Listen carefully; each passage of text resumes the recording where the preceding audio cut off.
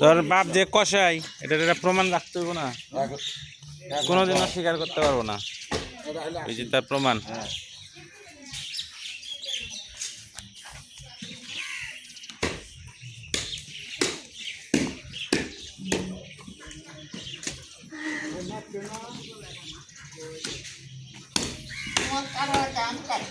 আমি মা মুখে মা মনে